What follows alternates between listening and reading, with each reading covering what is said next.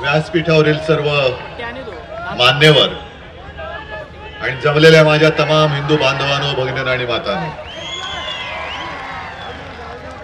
अजून निवडणुका जाहीर झालेल्या नाहीत आणि आजची सभा ही निवडणुकीची सभा म्हणून काय लावलेली नाही. हा माझा कुटुंब संवाद आहे. माझ्या कुटुंबाशी मी बोलायला आलेलो आहे आणि मला अभिमान आहे की या आपल्या कुटुंबामध्ये, या परिवारामध्ये रोज नवीन नवीन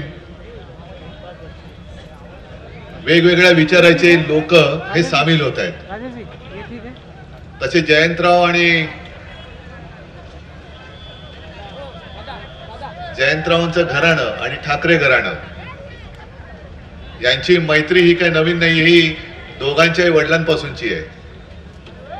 आणि जयंतराव आपल्या दोघांच्याही वडिलांना अभिमान वाटत असेल की त्यांनी सुरू करून दिलेलं कार्य आपण दोघं मिळून पुढे नेतो आहोत. आज विशेष म्हणजे उल्काताई सोबत आलेले आहेत, कारण उल्काताईंचा परिचय करून देण्याची काय आवश्यकता नाही. कोणत्याही राजकीय पक्षाच्या वाऱ्याला न उभ्या राहणाऱ्या अशा उल्काताई आहेत, पण आंदोलन असं करतात की तो उल्कापातच असतो. असे अनेक वेगवेगळे विचाराचे लोक येत आहेत, पण वेगळ्या विचाराचे असले तरी आता सध्या आपण एका विचाराने एकत्र आलो आहेत, ते म्हणजे देश वाचवण्यासाठी, लोकशाही वाचवण्यासाठी. कारण आम्ही सुद्धा, म्हणजे आपण सुद्धा भारतीय जनता पक्षासोबत नाही म्हटलं तरी 25-30 वर्ष होतोच. आणि ही गोष्ट कोणी मान्य करेल, करावीच लागेल की भारतीय जनता पक्षाला इकडे मी कुत्रे इमानी असतो म्हणून कुत्र्याचा अपमान नाही करणार, पण कोणताही प्राणी म्हणजे गाढव सुद्धा विचारत नव्हता तेव्हा आता मला असं वाटतं की आम्ही गाढवपणा केला की या नाकर्त्यांना, नालायकांना खांद्यावरती घेऊन महाराष्ट्र दाखवला. आणि आज त्यांचं काम झाल्यानंतर ते आज आपल्याला संपवायला निघालेत. तसं पाहिलं तर आज माझ्याकडे पक्ष ठेवलेला नाही, चिन्ह ठेवलेलं नाही, माझ्याकडे तर काहीच नाही, तरी देखील एवढी अशी प्रचंड गर्दी जिथे जातो तिथे होते. आणि रोज भाजपवाल्यांना आणि भाजपच्या भाडोत्री लोकांना उद्धव ठाकरेला शिव्या दिल्याशिवाय झोपच येत नाही. आता मी इथे तुमच्या समोर आहे, अमित शहा तिकडे जळगाव मध्ये आले असतील आता. आणि लिहून ठेवा, बाकीच्यांवरती बोलण्यापेक्षा ते उद्धव ठाकरे बद्दल बोलतीलच. कारण नाही म्हटलं तरी उद्धव ठाकरे नुसता उद्धव ठाकरे नाही, उद्धव बाळासाहेब ठाकरे आहे हे त्यांना माहिती आहे. तुम्ही कागदावरती तुमच्या नालायक, तुमच्या सगळ्या ज्या काही एजन्सीज आहेत त्यांना हाताशी धरून शिवसेना चोरण्याचा प्रयत्न जरूर कराल, पण यांच्या हृदयामध्ये जे बाळासाहेबांनी शिवसेना आहे, जे उल्काताईंनी सुद्धा सांगितलं, ती शिवसेना कशी चोरणार. जरूर त्यावेळेला मी यांना पाठिंबा दिला होता, अगदी कालच्या लोकसभा निवडणुकीपर्यंत यांना पाठिंबा दिला होता. कारण एक स्वप्न होतं की देशामध्ये त्यावेळेला काँग्रेस आणि आपली एक राजकीय लढाई होती. काँग्रेसचं सरकार नको आणि आपलं एक हिंदुत्ववादी सरकार पाहिजे, म्हणून 2014 आणि 19ला यांना नक्की आपण पाठिंबा दिला होता. पण आता यांनी जे काही 10 वर्ष त्यांचे रंग दाखवले ते भगवा सोडून बाकी सगळे रंग दाखवत आहेत. भगवा रंग आणि हिंदुत्व हा यांचा मुखवटा आहे, हे यांचं थोतांड आहे. यांचं हिंदुत्व हे बोगस आहे, यांचं हिंदुत्व हे नकली आहे. आणि भाजप ज्याला हिंदुत्व मानते ते हिंदुत्व मी मानायला तयार नाही, ते आमचं हिंदुत्व नाही. ते हिंदुत्व मला माझ्या आजोबाने आणि माझ्या वडिलांनी शिकवलेलं नाहीये. एक वाटलं होतं की वेगळा पक्ष आहे, वेगळ्या विचारधारेचा पक्ष आहे, पण काल म्हणजे अजूनही निवडणुकीची कुठेही घोषणा नाही, पण घाई किती झाले बघा यांना. घाई घाई घाई सगळ्यांचीच घाई. कारण आता यांना कळलंय आपण किनारा गाठू शकत नाही. मग जेवढे हातपाय आता मारता येतील तेवढे हातपाय, म्हणजे बुडणारा जो असतो ना तो वेड्यासारखे हातवारे करतो म्हणून बुडतो, भीतीने बुडतो, नाका तोंडात पाणी जातं म्हणून बुडतो. तशी भाजपची अवस्था झाली. म्हणायला ठीक आहे की आम्ही एवढे पार करणार तेवढे पार करणार, पण निवडणुका जाहीर झाल्या नसताना सुद्धा भारतीय जनता पक्षाने काल 195 लोकांची यादी जाहीर केली. चांगली गोष्ट आहे. 195 लोकांची यादी जाहीर केली म्हटल्यानंतर साहजिकच आहे मोदीजींचं नाव असलंच पाहिजे. कारण जसे इकडे देवेंद्र होते मी पुन्हा येईन मी पुन्हा येईन, तसेच मोदी म्हणतात मी पुन्हा येईन मी पुन्हा येईन. इकडे जे झालं तेच तुमचं होणार आहे. बरं यांना निदान उपमधला पाव तरी मुख्यमंत्रीपद मिळाले, तुमचं काय होईल मला माहिती नाही. पण मोदीजींचं नाव आहे, अमित शहाचं नाव आहे, पण त्या यादीमध्ये नितीन गडकरींचं नाव नाहीये. म्हणजे प्रमोद महाजन, गोपीनाथ मुंडे यांनी शिवसेना भारतीय जनता पक्ष युती व्हावी म्हणून परिश्रम घेतले, हिंदुत्व हिंदुत्व म्हणून शिवसेनेसोबत आले. भारतीय जनता पक्षाची आपली ओळख नव्हती, पण एक विचारधारा एक म्हणून ते प्रमोदजी घरी यायचे, गोपीनाथजी घरी यायचे की बाळासाहेब आणि शिवसेना प्रमुखांनी सुद्धा जाहीर आवाहन केलं होतं की आपण एका विचाराचे आहोत, कशाला आपल्यामध्ये ही मतांची फाटाफूट करायची, आपण एकत्र येऊया. मग त्याच्यानंतर प्रमोदजी आणि गोपीनाथजी नंतर त्यांच्या सोबतच बरोबरीने आले ते नितीन गडकरी आले. आणि आज हा आपले हे जे ठिकाण आहे खोपोली, हे मुंबई पुणे मार्गावरती आहे. जे एक शिवसेना प्रमुखांचं स्वप्न होतं, मुंबई पुणे सरळ रस्ता, सगळ्यांना तेव्हा वाटतं ते कसं होणार, पण गडकरीजींनी पुढाकार घेऊन तो करून दिला, करून दाखवलं. हे नक्कीच त्यांचं श्रेय त्यांना दिलं पाहिजे. मग त्याच्यानंतर नितीन गडकरी भाजपचे अध्यक्ष झाले. दुसऱ्या वेळेला सुद्धा ते अध्यक्ष व्हायला काही हरकत नव्हती, पण आपल्याला प्रतिस्पर्धी निर्माण होतोय म्हटल्याबरोबर त्यांचे पंख छाटले आणि त्यांचं अध्यक्षपद काढून घेतलं. आज आम्हाला असं वाटलं होतं की पहिल्या यादीमध्ये या महाराष्ट्राच्या एका तडफदार खासदाराची, मंत्र्याची त्या यादीमध्ये एक नोंद होईल, त्या यादीत पहिल्या यादीत गडकरींचं नाव येईल, पण गडकरींचं नाव नाही आलं. मोदींच्या बरोबर नाव आलं ते ज्याच्यावरती भारतीय जनता पक्षाने बेहिशोबी संपत्ती जमा केले म्हणून बेछूट आरोप केले गेले, त्या कृपाशंकर सिंगचं नाव आलं. गडकरींसारखी लोक कशासाठी खस्ता खाल्ल्या?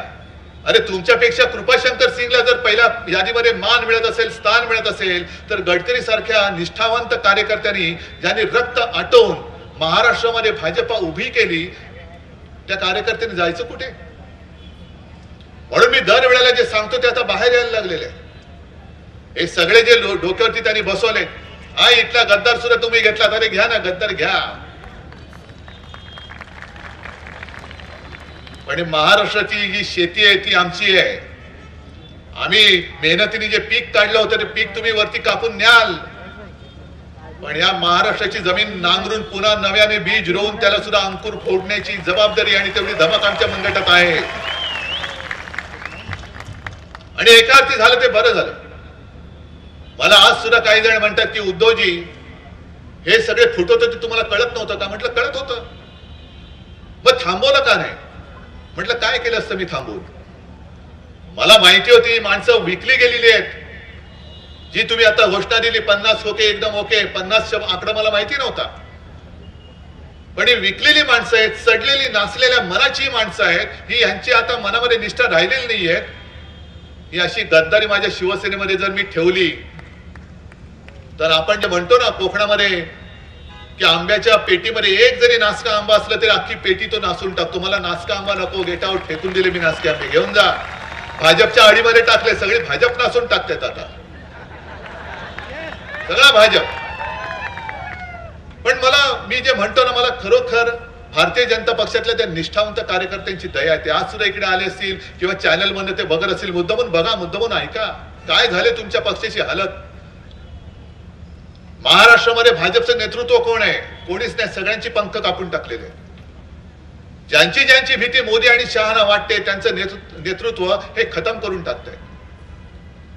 बरे एवढे हे नालायक लोक आहेत की त्या काळामध्ये जेव्हा अटलजी पंतप्रधान होते, एक दिवस तुम्हाला सगळ्यांना माहिती आहे अडवाणीजी आले होते आणि अडवाणीजींनी बाळासाहेबांना सांगितलं की बाळासाहेब मुझे आपसे कुछ बात करनी है. मग मी होतो, प्रमोदजी होते, आम्ही दोघं तिघं बाहेर गेलो खोलीच्या बाहेर, आणि अडवाणी साहेब आणि आपले साहेब हे दोघं बोलत होते. नंतर बाळासाहेबांनी जाहीर सभेत सांगितलं, अडवाणी साहेबांनी आपल्या बाळासाहेबांना विचारलं की बाळासाहेब ये मोदी के बारे में आपका क्या ख्याल है? तो क्यों? तो नाही, म्हणजे त्यांचं तेव्हा असं चाललं होतं की वाजपेयी मोदींना तेव्हा ते गुजरातचे मुख्यमंत्री होते, केराच्या टोपलीत टाकायला निघाले होते. राजधर्म का पालन करना होगा, राजधर्म. आणि तेव्हा बाळासाहेबांनी सांगितलं होतं की ऐसी गलती मत करना, मोदी गया तो गुजरात गया. तेव्हा बाळासाहेबांनी जर त्यांची बाजू घेतली नसती तर नरेंद्र मोदी नाव देशाला कळलंच नसतं. तेव्हाच बरोबर वाजपेयी माणूस मला वाटतं हुशार होते, त्यांना कळत होतं की कोण योग्य कोण अयोग्य, ते त्याच वेळेला मोदींना केल्याच्या टोपलीत टाकत होते. पण आम्ही हिंदुत्ववादी नाही, हिंदू आहे. पण हे असं हिंदुत्व यांचं असेल नास्क कुस्त, पुन्हा ते जुन्या बुरसटलेल्या गोमूत्राच्या हिंदुत्वामध्ये आम्हाला नेणारं हिंदुत्व जर त्यांचं तेव्हा कळलं असतं तर आम्ही तेव्हा त्याच वेळेला सोडून दिलं असतं. दुसऱ्याच वेळेला मोदी पंतप्रधान नसते झाले. आणि उल्काताई तुम्ही जे बोललात ते बरोबर आहे. सरळ सरळ उघड आता मोदीजी जे करतायत हे देशासाठी घातक आहे. हा सगळा जो परिसर आहे हा कामगारांचा परिसर आहे, ग्रामीण भागात शेतकऱ्यांचा परिसर आहे. आणि लालबहादूर शास्त्रींची जी एक घोषणा होती, त्यांनी नारा दिला होता जय जवान जय किसान. तसाच बाळासाहेबांनी सांगितलं होतं की जय जवान जय किसान बरोबर जय कामगार सुद्धा असला पाहिजे.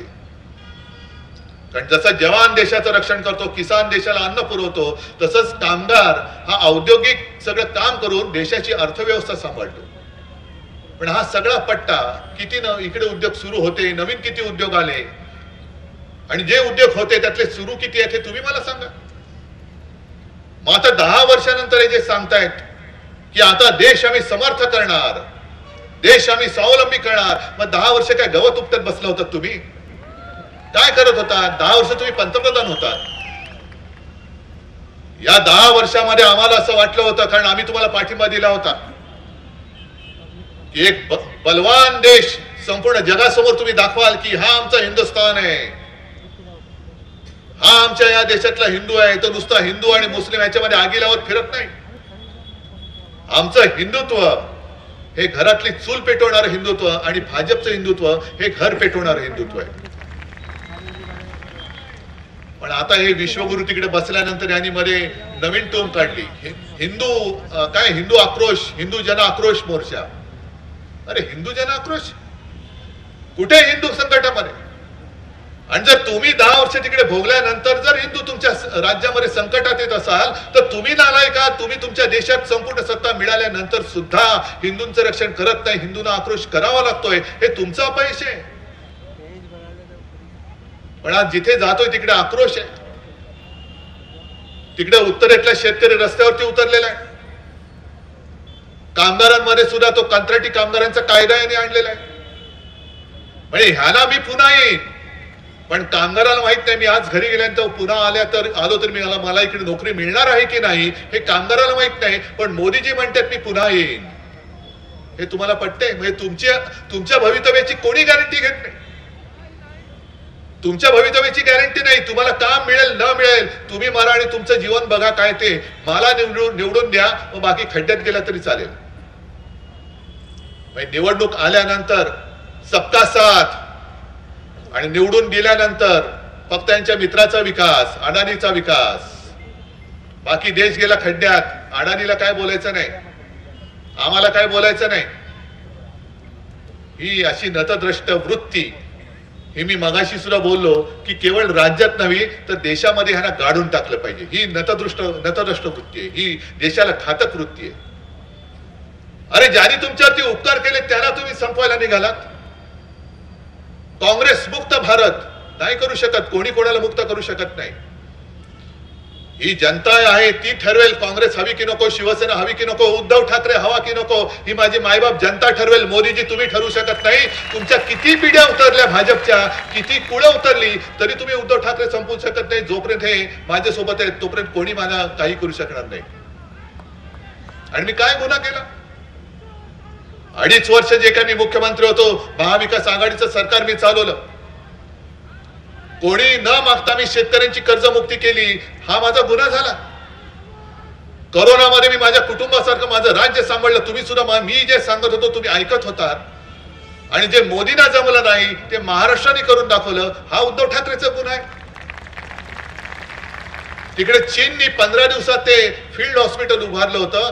माझ्या महाराष्ट्राने 17 दिवसामध्ये मुंबईमध्ये बीकेसी फील्ड हॉस्पिटल उभं करून दाखवलं होतं. हा उद्धव ठाकरेचा गुन्हा आहे. पण आपलं सरकार गद्दारी करून पाडलं.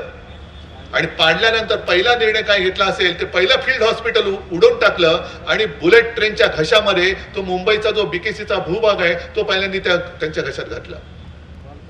आज सुद्धा इकडे उद्योगधंदे किती काय चालू असेल तुम्हाला सुद्धा तुम्ही कुठे काम करत असाल कोणी विचारायला येत नाही. पण मगाशी जे मी सांगत होतो की मोदीजी एक घातक प्रकार करतायत, कळत असेल किंवा नकळत असेल, तो म्हणजे गुजरात विरुद्ध संपूर्ण देश अशी ते एक भिंत घालतायत गुजरात आणि आपल्या देशामध्ये. का भिंत बांधताय, का तुम्ही हे पाप करताय? गुजरात सुद्धा आमचा आहे. गुजराती माता भगिनी बांधव इकडे जे पिढ्यान पिढ्या राहतात ते आमचे आहेत. आमच्या सोबत ते साखरेमध्ये जसं दुधामध्ये साखर विरघळून जावी तशी ते विरघळून गेलेले आहेत. का तुम्ही हे पाप करतात? आमच्यामध्ये हे मतभेद का करताय? महाराष्ट्रामध्ये जे उद्योगधंदे दिमाखाने चालू होते आणि चालतायत ते तुम्ही गुजरातला घेऊन जाताय. काल परवाची बातमी आहे की जे 3 सेमीकंडक्टरचे उद्योग ह्या देशात येणार होते, येत आहेत, येणार होते नाही येत आहेत, त्यातले 3 पैकी 2 ह्या मोदीजींनी गुजरातमध्ये ते घेऊन गेले. का बाकी महाराष्ट्र नाहीये, उत्तर प्रदेश नाहीये, बिहार नाहीये, छत्तीसगड नाही, केरळ नाही, कर्नाटक नाही, एक आसामला दिला आणि 2 गुजरातला घेऊन गेले. जवळपास 80,000 ते 1,00,000 लोकांना नोकऱ्या मिळणारे हे उद्योग हे मोदीजी गुजरातला घेऊन गेले. महाराष्ट्राने काय तुमचं घोडं मारले?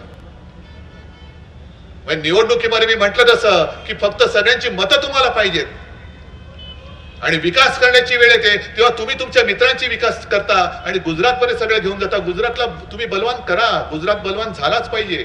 माझ्या देशातली सगळी राज्य ही मजबूत झालीच पाहिजे. म्हणूनच आम्ही तिला भारत माता म्हणतो. म्हणूनच भारत माता म्हणतो की सगळी जी राज्य आहेत ती एकत्र येऊन एक संघ राज्य उभं राहिलेलं आहे. तो देश नुसता भूभाग नाही तर ती आमची माता आहे, भारत माता आहे. आणि त्या भारत मातेमध्ये तुम्ही असं जर काही विभाजन करत असाल तर हा कपाळ करंटेपणा करणारे देशाच्या पंतप्रधानपदी होऊ शकत नाहीत, बसू शकत नाही आणि त्यांना आपण बसू देता कामा नये. आम्ही सुद्धा तुमचे मतदार होतो. मी होतो का म्हटलं? आपण तर उघड आता मैदानात उतरलोय.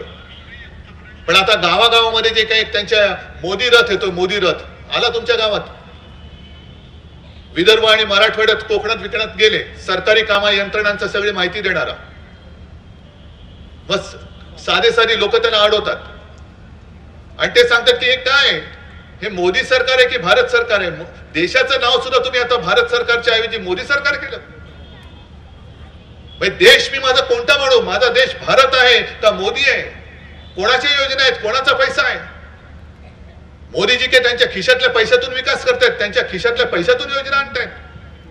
पण ते सगळे अधिकारी असतात किंवा ते कर्मचारी असतात, त्यांचं काय? त्यांना पगार मिळतो, भाडं मिळतं. ते म्हणतात नाही नाही बरोबर आहे तुमचं. मग लोक सांगतात निघून जा पहिले इकडनं तुम्ही. मी जो करदाता आहे त्या करदात्याच्या पैशातून सरकारी योजना होत आहेत. या भारत सरकारच्या योजना आहेत. मोदी सरकार ह्या देशामध्ये अस्तित्वात नाही, नव्हतं आणि असणार सुद्धा नाही. काही संज्ञाच नाहीये. भारत सरकार आहे आणि भारतीय जनता पक्षाकडे सुद्धा पैसा मजबूत आहे. मी मगाच्या सभेत सुद्धा सांगितलं, जे सांगतात ना की काँग्रेसने देशाला लुटलं, 70 वर्षात देशाला लुटलं. गेल्या 8-15 दिवसापूर्वी जो एक बातमी आली त्याच्यामध्ये तो एक आराखडा आला होता, लेखाजोखा आला होता. त्याच्यामध्ये भाजपच्या खात्यात किती पैसे आहेत निवडणुकांचे? किती? 7,000 कोटी आणि काँग्रेसच्या किती आहेत? 700 कोटी. मग देश कोणी लुटला, भाजप का काँग्रेस? 10 वर्षामध्ये मोदीजी जे सांगतात ते खरं, एक गोष्ट ते खरी बोलले, बाकी सगळे झूट आहेत. की काँग्रेसने जे 60-65 वर्षात केलं नाही ते आम्ही करून दाखवलं. बरोबर आहे, तुम्ही देश लुटून दाखवलेला आहात. काँग्रेस अजून 1000 कोटीच्या पुढे नाही गेली. 75 वर्ष, 60 वर्ष, 70 वर्ष सत्ता भोगून तुम्ही जेमतेम 10 वर्ष नाही भोगली तर तुमचा पक्ष हा 7,000-8,000 कोटीच्या पुढे गेला. किती स्पीड आहे बघा तुमचा. काय तुमची प्रगती आहे. देशाची प्रगती गेली खड्ड्यात, भाजपची प्रगती झाली पाहिजे आणि ती करून दाखवले. 7,000-8,000 कोटी. अरे देश तुम्ही लुटताय आणि बोटा आमच्यावरती दाखवताय. आता सुद्धा मी बसलो, शिरीष घरतने मला सांगितलं त्यांच्यावरती आता नोटीस आली घर जप्तीची. मग असं आमचं सरकार आल्यानंतर आम्ही तुमचं काय काय जप्त करतो ते बघा. सुटणार नाही आणि सोडणार नाही. तुम्ही जर आमच्या कार्यकर्त्यांना शिवसेनेचा भगवा सोडत नाही म्हणून जर सुडाने वागत असाल तर उद्या हा जनता जनार्दन आम्हाला निवडून दिल्यानंतर आजचा तुमचा जो सूड आहे त्याच्यावरती उद्या आम्ही सूड ओढल्याशिवाय राहणार नाही. एवढं लक्षात ठेवा. सगळ्यांना शेपट्या धरून तुरुंगात टाकल्याशिवाय राहणार नाही. शिरीष घरच्या घरावरती जप्ती. तिकडे गेल्या महिन्यात गेलो तो राजन साळवी त्यांच्या घरामध्ये घुसले. ते UOW का काय LBW वाले काय ACB वाले काय असतील देव जाणे. आणि प्रत्येकाचं मोजमाप म्हणजे तुमच्या घरामध्ये काय दिवा आहे याची किंमत किती, हा हे स्टूल आहे ह्याची किंमत किती, मग हे पलंग आहे त्याची किंमत किती. मी राजनला म्हटलेलं टॉयलेट मध्ये नेलं होतं की नाही रे, त्याची सुद्धा किंमत त्याला आता नाही कळणार. आमचं सरकार आल्यानंतर कळेल टॉयलेटची किंमत काय असते. बसवतो बरोबर एकेकाला. पण संताप आणणारी गोष्ट की ह्या किमती काढण्याच्या भानगडीमध्ये त्यांनी शिवसेना प्रमुखांची जी खुर्ची तिकडे राजन साळवीने आपल्या घरी ठेवलेली ज्याच्यावरती शिवसेना प्रमुख बसत होते त्या खुर्चीची किंमत त्या बिंडोक अधिकाऱ्याने केली. अहो मोदीजी, त्या खुर्चीत बसणाऱ्या माणसाने तुमची पाठराखण केली नसती तर तुम्हाला ती खुर्ची दिसली नसती. आणि तुमचे नालायक लोक त्या खुर्चीत बसलेल्या माणसाची मान न ठेवता त्या खुर्चीची किंमत करताय. तुमच्या अकलेची किंमत आम्हाला कळली.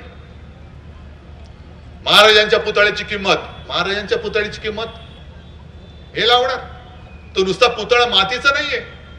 जसं गणपती आपण घरी आणतो, आम्हाला सगळ्यांना कळते की गणपती ही मातीची मूर्ती आहे. त्या किंमत त्या मातीची नसते, त्या मूर्तीची असते. त्याच्यामध्ये जे काही जो जीव असतो, जे काही तेज असतं, म्हणून आपण त्याची आरती करतो, पूजा करतो.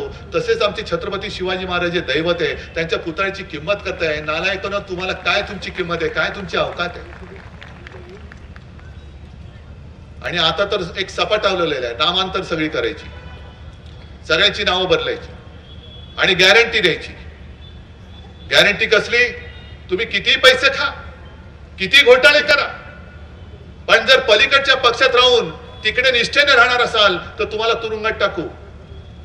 पण 70,000 कोटीचा जरी घोटाळा केला आणि आमच्या पक्षात आलात तर तुम्हाला उपमुख्यमंत्री करू आणि महत्वाचं पद देऊ. आपका बाल भी बाका नहीं होगा, ये मोदी गॅरंटी आहे. म्हणून कृपाशंकर तिकडे गेले. बेहिशोबी संपत्तीचे आरोप याच भाजपवाल्यांनी केले होते. पण टोणकन उडी मारून तिकडे गेल्यानंतर मोदीजींच्या बरोबरीने या भ्रष्टाचाराचं नाव पहिल्या यादीमध्ये येतं. ही मोदी गॅरंटी आहे, ही मोदी गॅरंटी. बाकी तुमचं तिकडे शेतकरी तिकडे बसलेत. त्यांना 2-1-1.5 वर्षापूर्वी वचन दिलं होतं शेतमालाला आम्ही हमीभाव देऊ. कुठे दिला भाव?